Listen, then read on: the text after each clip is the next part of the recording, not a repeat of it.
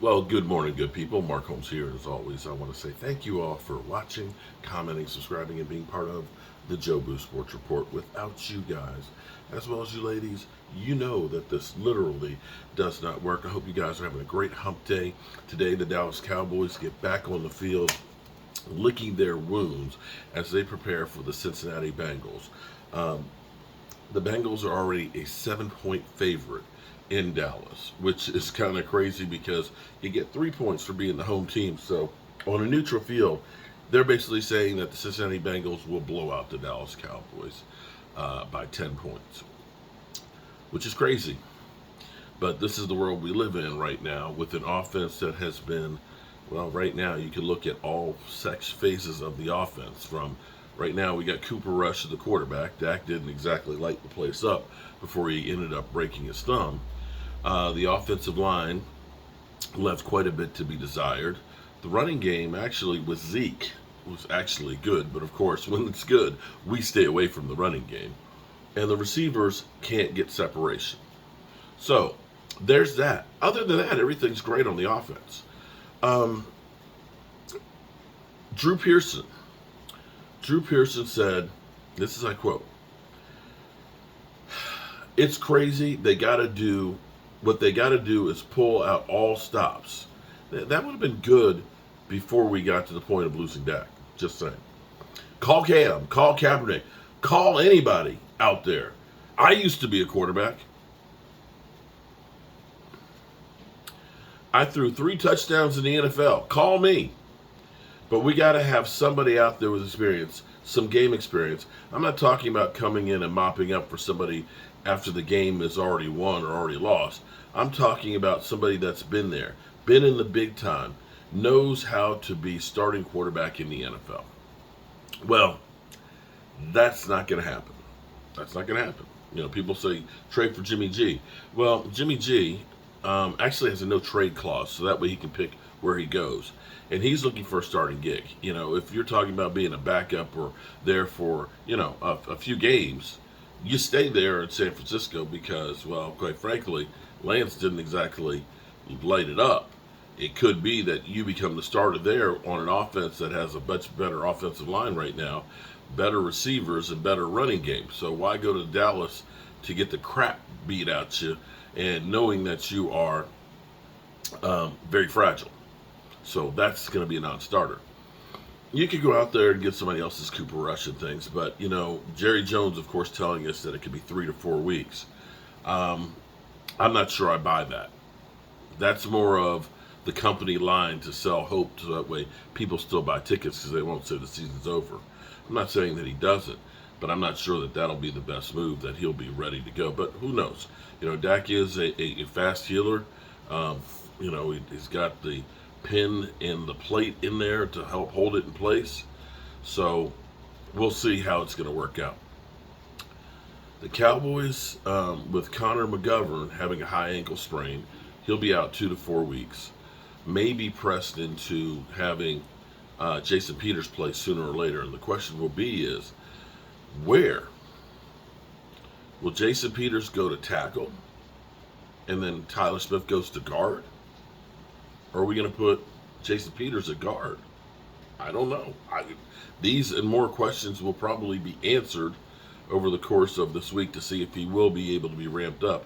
But definitely there's now more of a sense of urgency because of Connor McGovern being injured. No, Connor Williams, go figure. Guys leave Dallas, and of course their penalty-itis goes away. Connor McGovern was the highest rated center, I believe, in the NFL this past weekend. Interesting note, Dez Bryant said he's not done with Dallas. He'd like to come back to Dallas.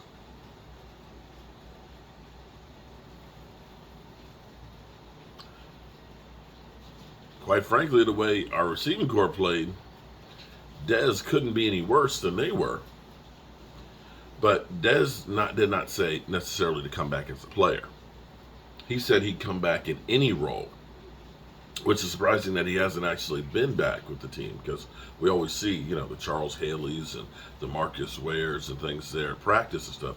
Surprised that actually Dez Bryant has not been one of those guys, because he said that he would definitely be able to teach them some, especially about being a bit of a dog, about having a bit of an attitude instead of this kind of, I mean, there was no fire out there. Other than seeing Tyler Smith, like, kind of, manhandle, throw guys on the ground, you didn't see any fire. I mean, you're talking about Sunday night. You got the whole national audience. You're going against Tom Brady, your last opportunity to beat him. I didn't see any passion whatsoever. I certainly didn't see any fire.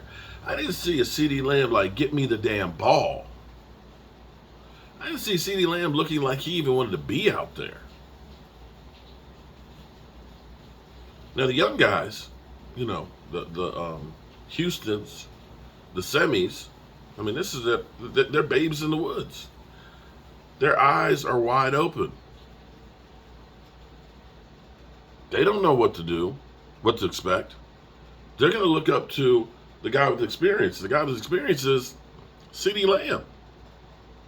Yeah. In his third years. He's still wet behind the ears. So maybe having a Dez Bryant there is not the worst thing in the world. Maybe, just maybe, that would actually be a good thing. The real question is now we realize that Jerry Jones has failed us completely. Jerry and Stephen Jones on the offense.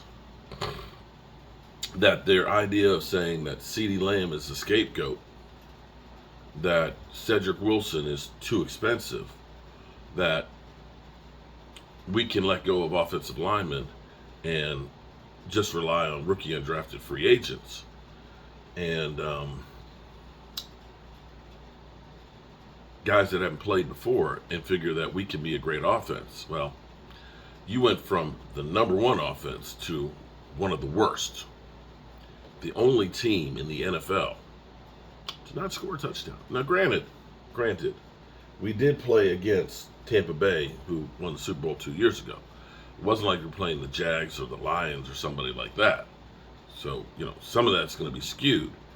And apparently, we were handicapped because all the other team had to do was watch the film from last year. And they knew exactly how to stop us because the game plan didn't change any. And, you see that because in that first game, Zeke Elliott was one of his, early games where he did not get the ball much. We ended up being in a shootout with Tampa Bay.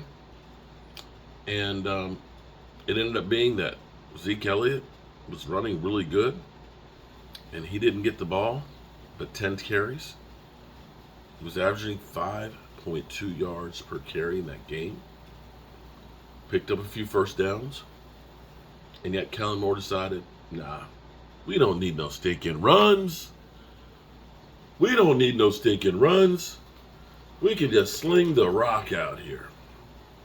Yeah, well, it is what it is. We are offensively coaching challenged. And question will be will Jerry Jones and Stephen Jones and Will McClay decide we need to get some more help in here? But the reality is, if a player is good, they're on a team playing right now. You can bring in guys who have not gone through training camp, but T.Y. Hilton and guys like that, are damaged goods that aren't in shape and things like that. At this point, as far as wide receiver goes, you wait for James Washington and Michael Gallup to come help you there.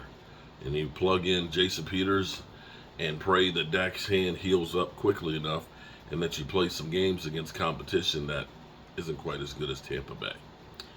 So, I got to talk to sixth graders this morning about being a blogger. And then get to work and then head on back up the road, and I'll be back in the man cave tonight. I appreciate each and every one of you guys, as well as you ladies. Keep the faith, and I'll see you soon.